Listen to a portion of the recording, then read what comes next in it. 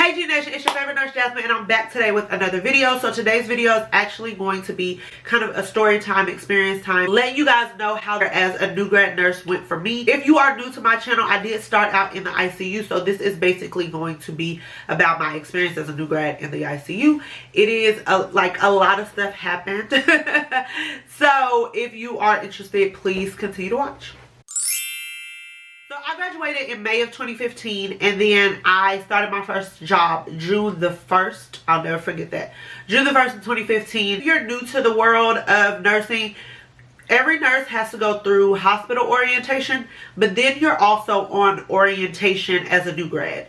Orientation days differ for everybody, depending on what your specialty is. I believe, don't quote me on all of these, I will try to look up definitive numbers and put it somewhere in this video. But for the most part, I believe new grad nurses in med-surg is anywhere between 4 to 6 weeks on orientation. And then ER, ICU, labor and delivery is 16 weeks of orientation. Step down units, I believe you get 8 to 10 weeks. So those are like your PCUs, your IMCUs, your CVUs, things like that. And then there are some hospitals that require you to do a year-long internship as a new grad if you are going into a specialty. Do this week-long hospital orientation where you go down, you meet like the CEO of the hospital, and you do all the boring stuff that you do in any job. And then you learn the computer system. And then you go into orientation, and we also had critical care courses. I believe our critical care classes were every Monday, or they could have been every Tuesday. I don't know. Either way it went, child, they were so boring. It's basically like going to school all over again. But it is really important because some of the stuff, you haven't touched bases on in a long time. But for the most part, it was still super boring because it was like I was right back in school. So I had to wake up super early in the morning, go to these critical care classes. They were 8 hours a day. So then you would still have to do your 3 12-hour shifts. So I was a day shift nurse. I never did orientations on days or nights. All of the nurses that worked night shift, they had to do like, I believe 8 weeks on day shift, 8 weeks on nights. I was always, like I said, I was a day shift nurse, so I always was on days. So I was going to these critical care classes, and then I was still doing my 312. So your girl was tired. So on the first day I get to work, mind you, I had already did my clinicals there. So there were some girls that I knew. I did not really know my preceptor. Like, I had seen her around, but I never really talked to her. I was super bummed because the girl that I wanted to be my preceptor, her name was Michelle. She already had another new grad. So I was like, man, dang it. Like, I was so mad that they didn't pair us together, but it was what it was. So I go to the desk, and I had already had like my locker number and all this other stuff. So I put all my like junk up, and I put my lunch bag up, and because I brought lunch because I didn't know how that was gonna work. And I go to the nurse's station, and I see my name next to my preceptor. So I'm gonna call her C. Both of my preceptors' names actually started with C, so we'll get into that. I'm gonna just call her female C, okay? So I was with female C, and I was like, okay. So she still wasn't there. Time was still ticking a little long. So then she strolls in late, Starbucks in hand, RBF just sitting, and I was like, yo, me and her is not gonna click. Like, she late. She looked like she don't want to be here. Like, this is going to be an issue. I am a very, like, I am not the person that I'm like super early. But, I do like to get there before you have to clock in and all this other stuff. And when you're a new grad, you're there like super crazy early because you're so nervous. And I was already nervous. She was late. Didn't look friendly at all. So I was like, yo, this is going to be a mess. So I introduced myself, and she was like, oh, I didn't know I had a new grad. I was like, you gotta talk to S, which is our DON. I was like, because she assigned me to you. If you don't want me, that's fine, and I can find someone else to go with. And she was like, no, it's okay. And like had mad attitude. I was like, yo, like, this is not gonna work. Like, I had already foreseen that it was gonna be an issue. And I was like, oh, okay. And she was like, so you have no experience? I was like, no, I'm a new grad. Like, I'm fresh out of school, And she was like, okay, so for all you're going to do today is you're just going to follow me and just shadow, and I'll try to explain things as I go. And I was like, okay. So for the first day, it was so boring because she didn't let me do nothing. Like when she said shadow her, she legit means shadow her, like follow her around all day. And I asked questions. So even if I felt like she didn't want to explain something to me, I was asking questions. Like, you're not going to let me do nothing. You're going to at least answer my questions.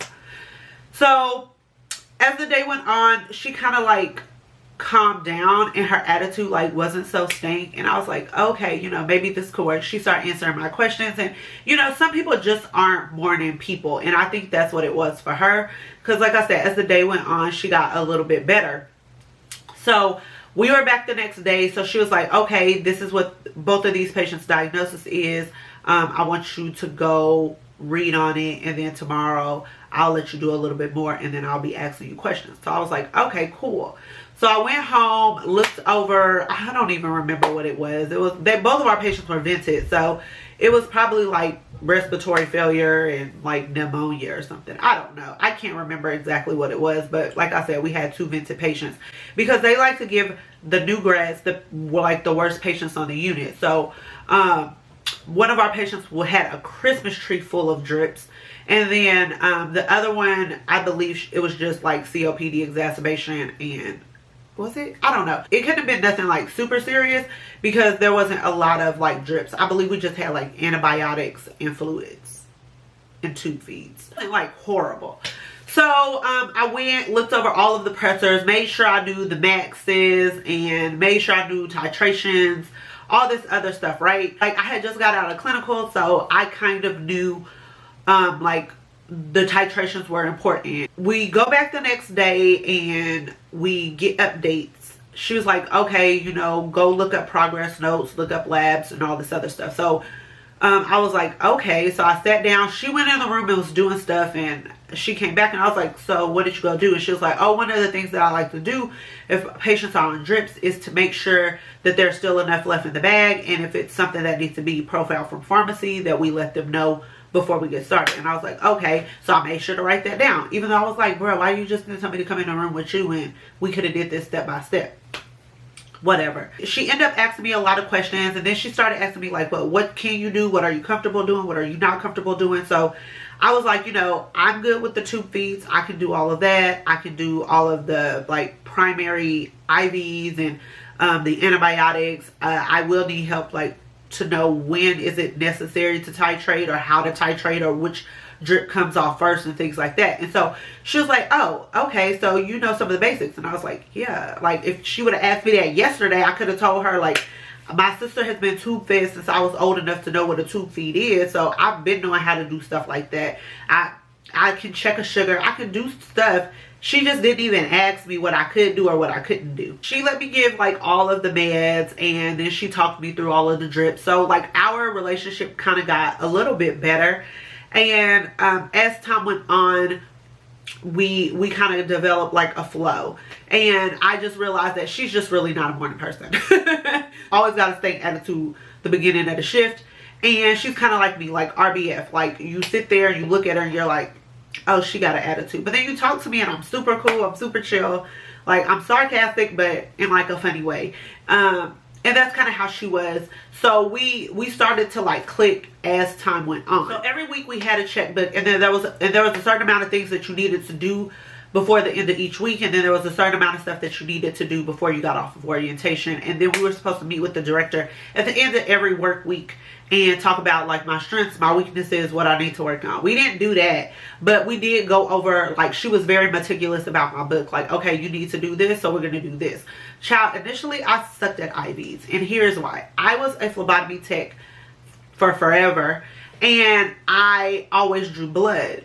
So drawing blood and placing IVs are 2 totally different things. The hand positioning is super different. I'm used to like draw blood like this. Like, there's a vein, you go here, you do this, you draw your blood, you change your tubes. So when you place an IV, however, you need to go overhanded. So I could not, I'm telling you, I could not get an IV for the life of me initially. And then also, don't let the patient be awake. And I got to place the IV. I be like, bruh, like, can we just get a PIC line? Like, can I put an order in for a PIC line? Where's the intensivist? Can somebody give me a line? I hated doing IVs because I sucked. And it was something that I had to keep practicing on. Now, let's go. Now I get mad if I can't get an IV. And you got to be a hard stick, because I'll go like over your thumb. I'll go on your wrist. Like, the forearms are my favorites. And I've placed one like at the top of the shoulder. Like, I'll get an IV in you now. But initially, that's where I struggled the most. And then came the time where I had to give report. And I was shaking. Like, I was shook. And she had already tried to like break it down to me. Like, everybody has their different way of doing report. But at the end of the day, you need to go patient and head to toe. Well, I go patient, docs, head to toe. I remember the first time I had to give a report, it was to this guy that my best friend was like super cool with, and she was his orientee, and me and him just did not click. Like, we did not like each other. He didn't like me, I didn't like him. He voiced very early that he hated new grads. Like, he said it just like that. He didn't think new grads should come into ICU, and it's just a waste. Like, we'll get experience and leave, and we don't know enough, and da da da da da. And me and him just did not vibe. Him and her was like ace boon, even talked outside of the hospital. Me and him, we just did not click until we went and worked together at a different hospital. And then he was like super cool. But he knew I wasn't going to back down from him at that point. So I was giving a report to him, and I was like, at that point we hadn't had a relationship, and I was trying to like go over my report, and he kept cutting me off. Like, I'm already nervous, I'm already shaking, like, I'm like, oh my god, like, I can't do this. Like, it's so much stuff, and I'm trying to make sure I don't miss something. And then he's like cutting me off, asking me questions. Some of the stuff I knew, some of the stuff I didn't. Some of the stuff was like petty, like I don't know, like, how many times did she eat today? Like, bruh, you can look that up in the computer. Like, he was being very like nitpicky, and then I found out it's because he really just don't like new grads, and he is a very like hazy nurse, eat their young. At that time, that's how he was, and it was just giving me so much anxiety. So for that to be like my initial report, I was just so shook. After that, I was like, I don't know if I'm gonna ever get report down. And then it was like constant, like, she was like not helping me at all as far as like when I was getting report, like what questions to ask, like what systems to make sure I didn't forget, or like what was pertinent to ICU that I wasn't missing, and making sure that I got all of the doctors who were consulted on the case and stuff like that. Like, I was sitting there drowning, and she was letting me, because I knew at the end of the day she would have my back, and after I got reports, she would tell me what I missed and stuff. But in the midst of it, she wouldn't be like, okay, don't forget to ask this, don't forget to ask that. So then once we would go over what I did wrong, it would be so much stuff, and I was like, I hate feeling like I don't know how to do things. And as time went on, of course, my report got better, but report and IVs were like the worst thing for me. Then it got to the point where I had to start talking to doctors. So our intensivist was super cool. His Dr. F is what I'm going to call him. He was super cool. And then we also had Dr. G. And I was about to say his name, and I was trying not to. And everybody like hated him. And he was so nice to me. And I, like, from the beginning, I never had any issues with him. But other people were like, oh my god, he's so mean. He don't give you what you want. This, that, and the third. And I was like, I ain't had no problems with him, and he don't say nothing to me. Like, I think he's super cool. And thank God they were like so easy to talk to. Like, I didn't have an issue with any one of those docs, like any of our intensivists. So I was glad to be introduced to like calling a doc and talking to a doc with them two doctors, because they were so nice to me. And if I would suggest something that wasn't appropriate, they would tell me why it wasn't appropriate, instead of like belittling me. Because, you know, that's part of your SBAR. You have to recommend stuff. So then it got to, I had to talk to this a surgeon, Dr. A. He was so mean, and like nobody wanted to take his patients. Even the experienced nurses, nobody wanted to take his patients. But he he is not from America, so he is very hard. His accent is so thick that it's very hard for me to understand him. So he was getting so angry at me because I couldn't read back his order because I couldn't understand him. And he was like, put the charge nurse on the phone. I understood that. I was like, preceptor, talk to him. And he was basically saying he didn't like want me taking care of any of his patients because I was incompetent. So then he came to the floor and he was like, who is Jasmine? And I was like, me? I was like, I am not incompetent. I just couldn't understand you, and you're talking on a cell phone and it's all like blurry and fuzzy, like you're have your window down, and everybody cannot believe that I was like talking back at him. But it wasn't even the like student in me or the nurse in me, it was the person. Like, don't tell me I'm incompetent because I can't read something back to you. No, I can't understand you. And he was like, are you a new grad? And I was like, yes. And I was like, I just can't understand you. I couldn't understand you. It was just hard for me to hear you. And so he was like, okay. So we were like going to the patient's room, and then he's like asking me all these questions, and I'm like spitting stuff out because at this point I've already had this patient for forever. And my preceptor was making me do everything at this time. So I'm like spitting all this stuff out. So then he was like, I know my accent is thick, and it's just something that we'll work on. And you know, I was surprised that he actually apologized to me because I was not here for him. He wasn't here for me. I wasn't here for him. But I didn't care if I was going to get fired. You're not going to talk to me like I'm trash, new grad or not. We were about maybe 10 weeks into my orientation, and my preceptor leaves. She quits. She didn't tell me she was quitting. She didn't tell me she put her 2 weeks notice in. I legit came to work and they were giving her a going away party. I was like, what? Like, we wasn't like BFFs and we don't text each other and talk, and we wasn't like super cool, but I was like, you could have told me you was leaving. So she was like, yeah, I'm leaving. Like, I'm gonna sign off your book for the last stuff that you did. I wish you the best. Like, you'll be fine. And she was like, they're gonna put you with Mr. C. So he always worked in open hearts. So I was shook. Okay. I'm like, first of all, new grads, you have to go through this whole other program in training in order to take open hearts. And it's something that at that time I definitely knew. I was like, oh, I'm gonna be here like 2-3 years before I go to that side, and we call that D side. He's always in open hearts because he is like the shit. Like, he was so good. He been there forever. He's like, I always call him like a walking encyclopedia because he knows the answer to everything. There was nothing that he didn't know. So I was like, oh my gosh, now I gotta go to open hearts. I'm already like shook. I already feel like I am not prepared to like be on my own. And now I have to go to open hearts. So I get assigned to him. I go literally to D side for 6 weeks is where I finished it. And I'm literally taking every open heart patient, every TVAR, every stents, every cath patient. We were taking impellers. We were taking balloon pumps. And I was just like, I don't even know none of this stuff. And he was like educating me as he was teaching me, but he was letting me do more of the nursing stuff while he dealt with like open heart issues and the swans, and as he was dealing with like the balloon pump and all the other stuff. And he let me just do like medications and nursing and vent management and things like that. But it was still like super intimidating, and I was so scared. One time before I went to work, I would legit sit in my car and cry because I was like, I don't know how I'm gonna do this. Like, I don't know how I'm gonna take care of these patients by myself. It was a lot.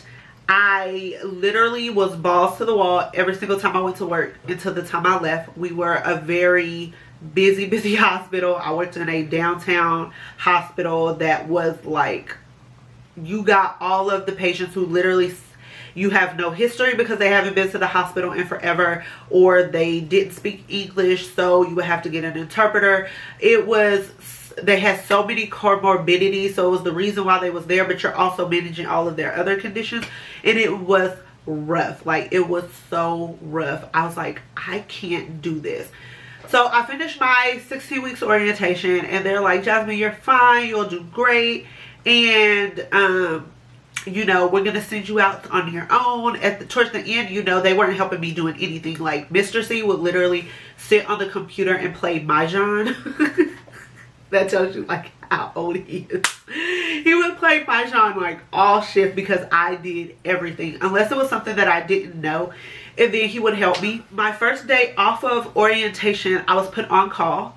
And so they were like, oh, we're going to put you on call. Our census is low. You're the lowest person on the totem pole. So you get put on call first. And then it kind of works its way up, blah, blah, blah. And I was like, okay, whatever. So then I get called in. We just got a patient up from the ED. And you're going to take that patient. And then if we get another admission, you'll take over somebody else's patient. So that way you don't have 2 admissions. I was like, okay, cool. So I go in. I'm taking care of the patient. He is super, super sick. It was so much stuff going on. I intubated on my first day. You know, we placed Foley. I helped with a central line placement. I did drips. Like, it was so much. And then family sees everything that's going on, and they decide to make him CMO. So now I'm going through CMO protocol. So I was like literally balls to the wall from the time I went in to the time I left. And at the end of my shift, I literally went to, like, I didn't even make it to my car. I went to the bathroom and cried. Not because the patient was super sick and he was, you know, he was going to pass away. Because I was like, I cannot do this every day. I was like sick to my stomach. I was like, I cannot be responsible for all of this on my own without a resource. The first day I was off of orientation, like, they're supposed to piggyback our schedule with the person we did orientation with, our preceptor. Whatever reason, Mr. C wasn't on that day. So I felt like I had no resource. There was other people that were helping me. He was so nice and we formed this like bond.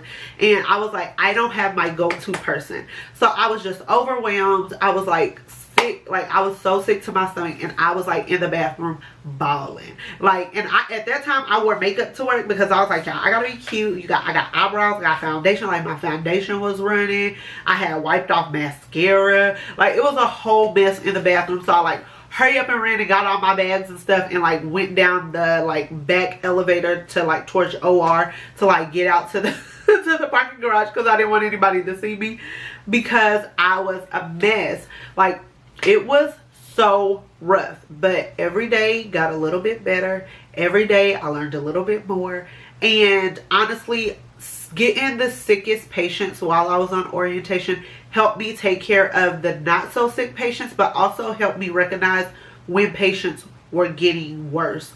And it was a good experience, but it was rough, especially switching preceptors like a little bit over halfway through my orientation.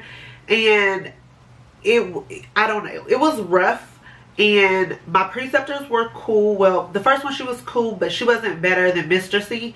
I was glad that I got 2 people who were very educated. They were real versed in the type of patients that they could get. And I learned a lot from them. But at the end of the day, I still felt like once I came off of orientation, since I was drowning. Like, I mean, my eyes wasn't even above water. I felt like I was just getting hit with everything back to back. But it also made me a good nurse. And then I looked up, and one day, you know, I'm sitting at the nursing station, and one of my coworkers that worked on another floor, but me and him also went to nursing school together. He came down and we just, you know, shooting the shit. And one of the docs came in and was like, hey, can you give me updates on patient such and such?